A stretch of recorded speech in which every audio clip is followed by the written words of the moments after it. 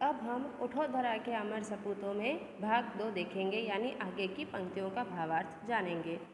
डाल डाल पर बैठ विहग कुछ नए स्वरों में गाते हैं, गुनगुन गुनगुन करते भंवरे मस्त उधर मंडराते हैं।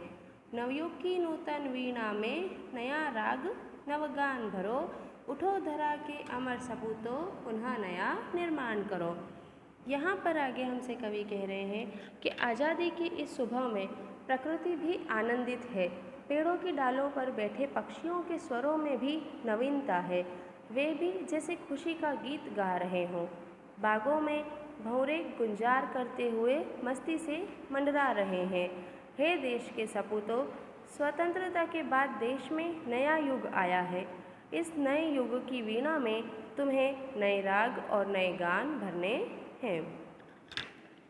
कली कली खिल रही इधर वह फूल फूल मुस्काया है, धरती माँ की आज हो रही नई सुनहरी काया है। नूतन मंगलमय ध्वनियों से गुंजित जग उद्यान करो, उठो धरा के अमर सपूतों पुनः नया निर्माण करो।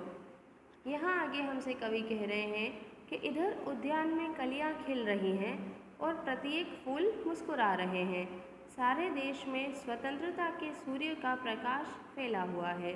ऐसा लगता है जैसे भारत माता का शरीर आज सुनहरा हो रहा हो। हे देश के सपूतों, तुम्हें अपनी मंगलमय वाणी से इस संसार रूपी उद्यान को गुंजित करना है।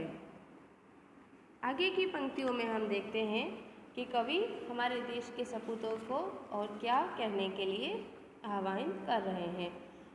तो आगे है, सरस्वती का पावन मंदिर शुभ संपत्ति तुम्हारी है, तुम में से हर बालक इसका रक्षक और पुजारी है। शत शत दीपक जला ज्ञान के नवयुग का आह्वान करो, उठो धरा के अमर सपूतों पुनः नया निर्माण करो। अब इन पंक्तियों में कवि कह रहे हैं कि बालकों से कहते हैं कि अपना देश सरस्वती का पावन मंदिर है, यहाँ की कल्याणकारी सारी विद्याएं ही तुम्हारी संपत्ति है। तुम में से प्रत्येक बालक इस विद्या मंदिर का रक्षक और पुजारी है। तुम्हें यहाँ ज्ञान के सैकड़ों दीपक जलाने हैं और नए युग का आह्वान करना है। अर्थात यहाँ पर कवि कहना चाहते हैं कि तुम्हें सभी प्रकार का ज्ञान पाकर देश का भविष्य उज्जवल बनाना है।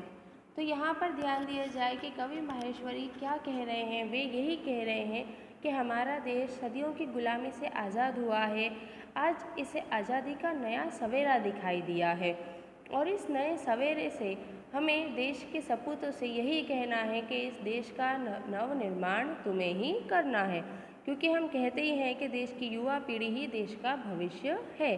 तो वही है जो पुराने विचार या पुराने दुखों को भुलाकर लोगों में नया उत्साह भरेंगी और देश का नया निर्माण करेंगे। धन्यवाद।